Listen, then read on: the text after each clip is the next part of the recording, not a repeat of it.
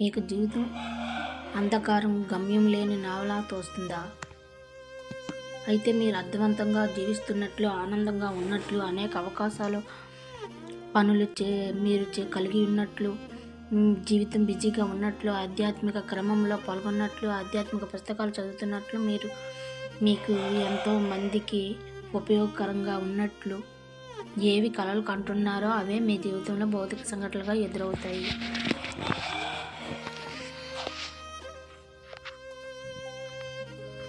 మీరు అనారోగ్యంగా ఉంటున్నారా? అయితే ఆరోగ్యం ఉన్నట్లు, చక్క తిరుగుతున్నట్లు, చలాకీగా అందరితో మెలుగుతున్నట్లు, అన్ని పనులు చేస్తున్నట్లు, ఉత్తేజంగా ఉన్నట్లు ఊహించుకొని కలలు కనండి. మీ దేహం అందుకు అనుగుణంగా సిద్ధమవుతుంది. మీరు సరైన ఆరోగ్యాన్ని పొందుతారు. మీరు ఇతరులతో మాట్లాడడానికి సంకోచిస్తున్నారా? నేను తక్కువ అనే భావం మిమ్మల్ని వేధిస్తుందా? అయితే అందరితో మాట్లాడుతున్నట్లు, ఎంతోమంది ఫ్రెండ్స్ ఉన్నట్లు, అందరితో మీరు నిర్మాణాత్మకంగా వ్యవహరిస్తున్నట్లు, మానవ సంబంధాలు నెరవేరడంలో ఎంతో ఉత్తేజంగా ఉన్నట్లు అనేక రకాలుగా ఊహించుకొని కలలు కనండి. మీ భౌతిక పరిస్థితులు అందుకు అనుగుణంగా సృష్టించబడతాయి. దేనికి భయపడకండి. మీకు ఏ భౌతిక పరిస్థితులు, మానసిక పరిస్థితులు, వాతావరణం, ఆరోగ్యం కావాలో వాటినే ఉంచుకొని కలలు కనండి. లేమి గురించి ఆలోచించకండి. ఫలానా భౌతిక సంఘటనలు జరుగుతాయేమో భయం చెందడం కానీ, ఆందోళన చెందడం కానీ చేయకండి. మీ భయాలు, ఆందోళనలు కూడా భౌతిక వాస్తవాన్ని సృష్టిస్తాయి. మీ కలలు మీలో ఉత్తేజాన్ని, ఉత్సాహాన్ని నింపుతాయి. ప్రాపంచికంగా కానీ, ఆధ్యాత్మికంగా కానీ మీరు సాధిస్తున్న విజయాలు లేదా మీరు పొందుతున్న భౌతిక అనుభవాలన్నీ మీ సంకల్పాలకు అనుగుణంగా మీ కళ్ళలో నుండి ప్రాణం పోసుకుంటాయి. ఈ భౌతిక ప్రపంచంలో సంకల్పాలు లేకుండా ఏ భౌతిక సంఘటన మీ జీవితంలో ఏర్పడదు. మీకు ఎరుకలో ఉన్నప్పుడు, ఎరుకలో లేనప్పుడు ప్రతి క్షణం మీ మైండ్లో సంకల్పాలు, కోరికలు, కలలు, ఊహలు, ఆశలు, కోరికలు ఎంచుకుంటున్నారు. వాటికి ఇచ్చిన శక్తి, తీవ్రత ఆధారంగా అవి భౌతిక సంఘటనలుగా మలచబడి మీకు ఎదురవుతుంటాయి. మనిషికి కలలే లేకుంటే జీవితంలో ఉత్తేజం, ఉత్సాహం ఉండవు. అతనికి జీవితం నిస్సాహంగా అనిపిస్తుంది. కార్యసాధనకు ఉద్యుక్తం చేసేందుకు కలలు మిమ్మల్ని ఉత్తేజం చేస్తాయి. మానసికంగా, ఆధ్యాత్మికంగా, భౌతికంగా అత్యున్నత లక్ష్యాల కోసం కలలు కనండి. పెద్ద కలలు మిమ్మల్ని పెద్ద లక్ష్యాలను సాధించేటట్లు చేస్తాయి. చిన్న కలలు చిన్న లక్ష్యాలను సాధించేటట్లు చేస్తాయి. మీ కలలు, మీ సంకల్పాలు మీలో అంతరాగ్ని జాలింపచేసి అంతరశక్తిని ప్రేరేపింపజేస్తాయి. అత్యున్నత లక్ష్యాల కోసం కలలు కనండి. మీ కలలన్నీ సాకారం కావడానికి గల అపారమైన అంతర్శక్తిని కలిగి ఉన్నారని గుర్తుంచుకోండి. మీ సబ్ కాన్షియస్ మైండ్ ఆలోచన తరంగాలను ఉత్పత్తి చేసి బాహ్య ప్రపంచంలోనికి పంపగలరు. బాహ్య ప్రపంచంలో ఆలోచన తరంగాలను గ్రహించగలదు. బలమైన మీ ఆలోచన తరంగాలు విద్యుదయస్కాంత శక్తిని ఉద్గారం చేస్తాయి. ఇతరుల నుండి వచ్చే సూచనలు, ఆలోచన తరంగాలను మీ కాన్షియస్ మైండ్ టెలిపతి ద్వారా పసిగట్టగలుగుతుంది. మీ ఆలోచన తరంగాలు స్వేచ్ఛ, ఆనందం, సంతోషం, ఐశ్వర్యం, సుఖం ఇలాంటి వాటికి సంబంధించినవే అయితే వాటికి అనుగుణంగా భౌతిక సంఘటనలో సమస్యలను మీ వైపు ఆకర్షించగలుగుతారు. మీకు మరి మీ చుట్టూ ఉన్న భౌతిక వాతావరణం, మనుషులు, జీవజాతుల మధ్య నిరంతరాయంగా టెలిపతి ద్వారా, ఎరుక ద్వారా ఆలోచన తరంగాలు అటు నుంచి ఇటు నుంచి అటు ప్రవహిస్తూ ఉంటాయి. ఒక రేడియో స్టేషన్ రేడియో పనిచేసే పనిని మీ సబ్ కాన్షియస్ మైండ్ చేస్తుంది. మీ కాన్షియస్ మైండ్లో మీరు ఏర్పరచుకున్న నమ్మకాలకు అనుగుణంగా ఆలోచనలు ఆకర్షించబడతాయి. ఆధ్యాత్మికంగా ఉండాలంటే పేదరికంలో ఉండడం తప్పనిసరి అని మీరు ప్రగాఢంగా నమ్మితే పేదరికాన్నే మీ జీవితంలోనికి ఆహ్వానించిన వారు అవుతారు. పేదరికానికి సంబంధించిన భౌతిక పరిస్థితులు, భౌతిక అనుభవాలు మీకు ఎదురవుతాయి. మీ నమ్మకాలకు అనుగుణంగా మీ ఎమోషన్స్, ఊహాశక్తి పనిచేస్తుంది. మీరు ఏది కోరుకుంటారో అదే మీ జీవితంలో వాస్తవమవుతుంది. మీ భౌతిక వాస్తవాన్ని మీ స్వభావానికి సరిపడే ఆలోచనలే మీరు ఆకర్షిస్తారు. మీకు వ్యతిరేకంగా ఉన్న ఆలోచనలు మీ దరికి చేరవు. జీవితంలో మీరు కలిగి ఉన్న కొన్ని బీసుకుపోయిన నమ్మకాలు మీ జీవిత గతిని సాధిస్తుంటాయి. ఆ నమ్మకాల వెంటనే మీ జీవితంలో భౌతిక సంఘటనలు ప్రవేశిస్తుంటాయి. ఉదాహరణకు మీరు మానవ జాతి చాలా చెడ్డదని భావించినట్లయితే దానికి అనుగుణంగా జీవిత అనుభవాలే మీరు ఆకర్షిస్తారు. వ్యక్తిగతంగా, సామాజికంగా మానవ జాతిలో మీరు చెడునే చూస్తుంటారు.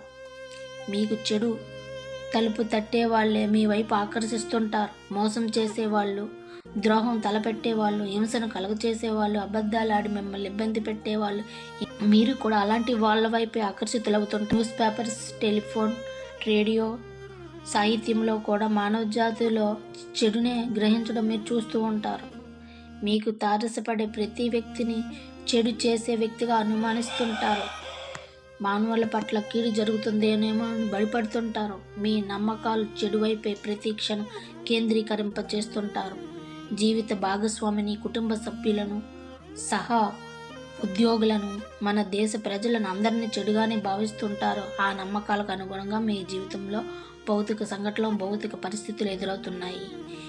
ఇక్కడ ఇంకొక ఉదాహరణ తీసుకుందాం. నా జీవితం నిరాశామయం, నేను చేపట్టే ప్రతి పని అర్థరహితంగా ఉంటుంది అని మీరు బిగుసుకుపోయిన నమ్మకాన్ని ఏర్పరచుకున్నప్పుడు అందుకు అనుగుణంగా మీకు జీవిత అనుభవాలు ఎదురవుతుంటాయి.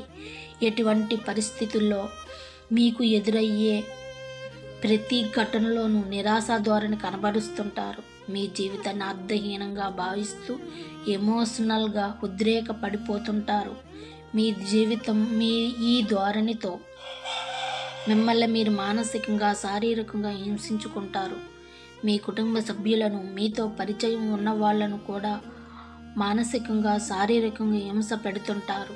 అటువంటి నిరాశ, నిస్పృహలతో కూడిన ధోరణికి గల మీరు మానసిక, శారీరక రుగ్మతలను ఆహ్వానించడమే కాకుండా ఇతరులు కూడా వాటిని వ్యాపింపచేస్తుంటారు. ధోరణి గల ఈ బిగుసుకుపోయిన నమ్మకాలను ఒక్క పట్టిక రూపంలో రాసుకొని వాటి పట్ల జాగృతత వహించి పుష్కలమైన అవకాశాలతో కూడిన జీవితం, ఎవరి వాస్తవానికి వారే సృష్టికర్తలనే దృక్పథం, అలాంటి బలమైన నమ్మకాలను ఏర్పరచుకొని మీ జీవిత గమనాన్ని మార్చుకోండి. అనేక సార్లు మీ నెగిటివ్ ఆలోచనలను స్మరించుకోవాల్సిన అవసరం లేదు. మీకు ఏవి కావాలో, ఏ విధంగా మీ భౌతిక అనుభవాలు ఉండాలో అన్నీ పాజిటివ్గా ఉన్నట్లు ఆలోచన ధోరణి కలిగి ఉండండి. మీ బలమైన నమ్మకాలన్నీ పాజిటివ్గా ఉండేటట్లు చూసుకోండి. ఒక యువత తనకు తారసపడే ప్రతి పురుషుడు తనకు చెడు తలపెడతాడేమోనని భయపడుతుంటుంది. పురుష జాతి పైన ఆమె అటువంటి బలమైన నమ్మకం ఏర్పరచుకుంటుంది. ఆమెకు కనిపించే ప్రతివాడు మోసం చేస్తాడని, తనకు కీడు చేయబోతాడని భయపడుతుంది. ఆమె అనుభవాలు, భయాలు ఆమె జీవిత అనుభవాలుగా, వాస్తవాలుగా ప్రవేశిస్తాయి. అలా కాకుండా ఆమె తనకు తారసపడే ప్రతి మనిషిలో మంచి మానవత్వాన్ని, సంతోషాన్ని, ఆనందాన్ని చూడగలిగినట్లయితే వాటికి అనుగుణంగా మంచితనాన్ని, మానవత్వాన్ని, ఆనందాన్ని పొందగలుగుతుంది. మీరు ఏమి సాధించదలుచుకున్నారో దాని పర్యవసానాలు మాత్రమే వస్తాయని నమ్మండి. బలమైన నమ్మకాలు కలిగి ఉండండి. మీకు అవసరం లేని వాటి గురించి దృష్టి పెట్టడం మానేయండి. మీ జీవితంలో ఏవి పొందదలుచుకున్నారో వాటిపైన మీ ఊహాశక్తిని, కలలను, ఆలోచనలను కేంద్రీకరింపచేయండి. మీ జీవితంలో ఏ భౌతిక సంఘటనలు మీ అనుమతి లేకుండా మీకు తారసపడవు. భౌతిక సంఘటనలు, జీవిత అనుభవాలు ఏ విధంగా, ఎవరి ద్వారా, ఎప్పుడు జరుగుతాయనే విషయాన్ని మీ అంతర ప్రపంచానికి వదిలే నిశ్చయంగా ఉండండి. మీకు ఏది కావాలో అది మాత్రమే జరుగుతుందని ఆశించండి. మీ అంతర ప్రపంచం దాన్ని ఇస్తుందనే బలమైన నమ్మకంతో ఊహించుకోండి, కలలు కనండి. భౌతిక సంఘటనలు, వాటి పర్యవసానాలు జీవిత అనుభవాలుగా చేర్చబడతాయి. ఒక వ్యక్తి ధన సంపార్జన జీవిత ధ్యేయంగా భావిస్తాడు. ధన సంపాదనతోనే జీవితంలో సంతోషం, ఆనందం లభిస్తుందని అతను బలంగా నమ్మకాలను కలిగి ఉంటాడు. అతని నమ్మకాలకు అనుగుణంగానే అతని జీవితంలో భౌతిక సంఘటనలు ఎదురవుతాయి. వాటి తాలూకా పర్యవసానాలు కూడా అతను అనుభవంలోకి తెచ్చుకుంటాడు. ఆరోగ్యం, ఆధ్యాత్మిక జీవితపు విలువలు, మానవ జాతి చైతన్య పరిమాణం అనేవి అతని జీవితానుభవాలుగా ఉండవు. అతనికి జీవితం సంపూర్ణంగా వెలితిగా ఉంటుంది. పర్యవసానంగా దుఃఖం అనేది జీవితానుభవంగా వెంటాడుతుంది. మీ జీవిత అనుభవాల్లో ఆధ్యాత్మికత కొరవడితే అశాంతి, దుఃఖం మిమ్మల్ని వెంటాడుతుంది. ధనమే సర్వం అని భావించే వ్యక్తికి ఆధ్యాత్మికత అలవడదు. జంతువులను ఒక ఆత్మ భావించకుండా మాంసం ముద్దలా ట్రీట్ చేసి ప్రయోగాలు చేసే శాస్త్రవేత్త కూడా ఆధ్యాత్మికత చైతన్య శక్తిని విస్మరిస్తున్నాడు. ఇవన్నీ తప్పుడు నమ్మకాలు. ఆధ్యాత్మికత లేకుండా మానవజాతి ఆనందంగా సుఖ సంతోషాలతో సంపూర్ణంగా జీవిత అనుభవాలు పొందడం, చైతన్య పరిమాణం చెందడం అసాధ్యం.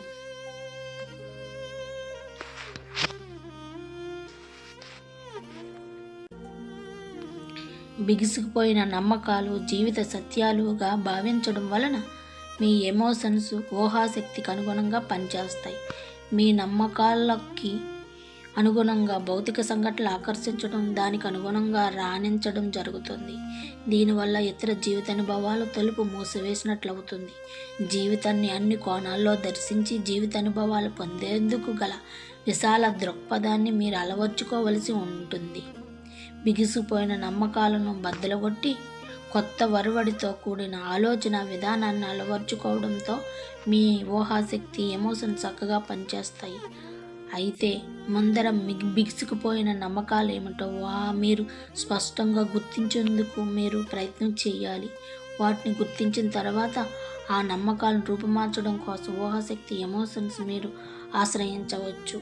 పరస్పర విరుద్ధమైన నమ్మకాలు, సంకల్పాలు, భౌతిక సంఘటనలు, ఈ రెండు పరస్పర విరుద్ధమైన నమ్మకాలతో ఏది బలమైనది అయితే అదే భౌతిక వాస్తవం పొందుతుంది. ఒక వ్యక్తి తనకు అన్ని విధాలుగా నచ్చిన భాగస్వామి దొరుకుతాడని ఒకవైపు నమ్ముతూ, మరొక వైపు అన్ని విధాలుగా నచ్చిన భాగస్వామి దొరకపోవచ్చేమని సందేహాలు కలిగి ఉన్నప్పుడు వీటిలో ఏది బలమైనదో అదే భౌతిక సంఘటనగా ఎదురవుతుంది. రెండవ ఆలోచన బలహీనమైంది కనుక అది దాని శక్తికి అనుసారంగా ఒక డైమెన్షన్ గల స్థలంలో వాస్తవాన్ని పొందుతుంది. మీరు కలిగే పరస్పర విరుద్ధమైన నమ్మకాలు, ఆలోచనలు కూడా మీ జీవిత అనుభవాలను శాసిస్తున్నాయి. మీ జీవితంలో ఎదురయ్యే అన్ని సవాళ్ళు, సమస్యలను ఎదుర్కోగల శక్తి, జ్ఞానం మీలోనే ఇమిడి ఉందని పదే పదే మీకు గుర్తు చేస్తున్నాను. మీ ఆత్మ మీ దేహానికి మాత్రమే పరిమితం కాక అన్ని దిశల్లో వ్యాపించిన మల్టీ డైమెన్షనల్ ఆత్మ అని మీకు గుర్తు చేస్తున్నాను. ఇతరులు మీకు అందించే సహాయ సహకారాలు మీకు అవసరమే. వాళ్ళు మీ చైతన్య పరిమాణంలో మధ్యవర్తులుగా ఉండగలరే కానీ బాహ్య ప్రపంచం నుండి ఏ వ్యక్తి మిమ్మల్ని శాసించడం కానీ ప్రభావితం చేయడం కానీ చెయ్యదు. మీ అంతర్ ప్రపంచంలో అనంతమైన శక్తి ఉందని మీకు తెలియజేస్తున్నాను. మీ వాస్తవాన్ని మీరే సృష్టించుకుంటున్నారని మరొకసారి మీకు గుర్తు చేస్తున్నాను. మీరు కలిగి ఉన్న ఆలోచనలు, నమ్మకాలు, ఆశయాలు, కోరికలతో మీ దేహం యొక్క ఆరోగ్యం ముడిపడి ఉంది. ఉత్తమ లక్ష్యాలను ఎంచుకొని వాటిని మీరు ఊహించుకోవటం, కలలు కనడం వల్ల మీలో ఉత్తేజం, ఉత్సాహం, ఆనందం కలిగి మీ దేహం కూడా అందుకు స్పందిస్తుంది.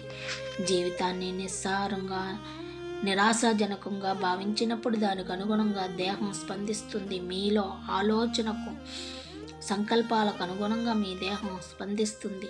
పర్యవసానంగా దేహం స్పందించి కొన్ని జీవ రసాయనాలను విడుదల చేసుకుంటుంది.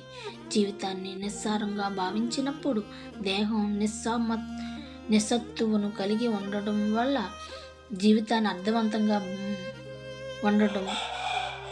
జీవితాన్ని నిస్సారంగా భావించినప్పుడు దేహం నిస్సత్తువును కలిగి ఉండటం, మరి జీవితాన్ని అర్థవంతంగా భావించినప్పుడు ఉత్తేజంగా ఉండడం మీలో చాలామంది గమనించి ఉంటారు. దేహం యొక్క ఆరోగ్యాన్ని మీ అంతర ప్రపంచం అంటే మీ మైండ్ నియంత్రిస్తుంది. మీ భయాలు, సందేహాలు అడ్డు తగలకపోతే దేహం యొక్క సహజ సిద్ధమైన ఆరోగ్యాన్ని మీ మైండ్ నియంత్రిస్తుంది. 3 డైమెన్షనల్ స్థలం గల ఈ భౌతిక ప్రపంచంలో మీ జయాపజయాలు మరి మీ దేహ ఆరోగ్యం ఒకదానిపై ఒకటి పరస్పరం ఆధారపడి ఉంటుంది. దేహాన్ని ఒక మాంసం ముద్దలా కాకుండా ఆత్మశక్తితో నిండిన భౌతిక పదార్థంతో తయారైన వాహనంగా మీరు గుర్తించాలి. చైతన్య శక్తితో నిండిన భౌతిక వాస్తవమే మీరు ధరించిన దేహం. జంతువుల దేహాలను కూడా మీరు అలాగే గుర్తించాలి. అలా గుర్తించగలిగినప్పుడు వైద్యశాస్త్ర పరిశోధనల కోసం జంతువులను ప్రయోగశాలలో హింసించడం చెయ్యలేరు. 3 డైమెన్షన్ స్థలంలో చైతన్య పరిమాణం చెందడం కోసం మీలాగే జంతు జాతి ఇతర జీవజాతుల దేహాలను ధరిస్తున్నాయి. ఒక జంతువులను చంపడం అంటే మీ చైతన్య పరిమాణాన్ని ఆటంకపరుస్తున్నారని మీరు తెలుసుకోవాలి. కొన్ని సందర్భాల్లో అబద్ధం ఆడడం నేరం కాదు, శాస్త్ర పరిశోధన నేరం కాదు, చర్చికో గుడికో వెళ్ళకపోవడం నేరం కాదు. కానీ మీ దేహం కానీ ఇతర జంతు జాతుల దేహం కానీ తలపెట్టడం పెద్ద నేరం. మీ ఆత్మ చైతన్య పరిమాణానికి ఇతర జీవజాతుల చైతన్య పరిమాణానికి అడ్డు తగలడం పెద్ద నేరం. ఏ మనిషి కానీ ఇతర జీవజాతులు కానీ చంపడం పెద్ద నేరం. మీ ఆత్మ సంరక్షణలో భాగంగా ఏ ఇతర మనిషిని ప్రాణిని చంపడం పెద్ద నేరం. మీరు అడగొచ్చు, ఆత్మరక్షణలో తనను తాను కాపాడుకోవడం కోసం ఇతరుని ప్రాణిని చంపడం ఎలా నేరం అవుతుంది అని. కానీ అది ముమ్మాటికి నేరమే. తన ఆత్మరక్షణకు వేరే మార్గాలు ఉన్నాయి. మానసికంగా ఆధ్యాత్మికంగా అనేక మార్గాలు ఉన్నాయి. తనపై దాడి జరుగుతుందనే భయం లేదా నమ్మకం మీపై దాడి జరిగేటట్లు వాస్తవాన్ని సృష్టించుకుంటున్నారు. భౌతిక వాస్తవంలో ఉన్న మెకానిజం మీకు అర్థమయ్యేతే మీపై దాడి జరిగే ప్రశ్నే తలెత్తదు.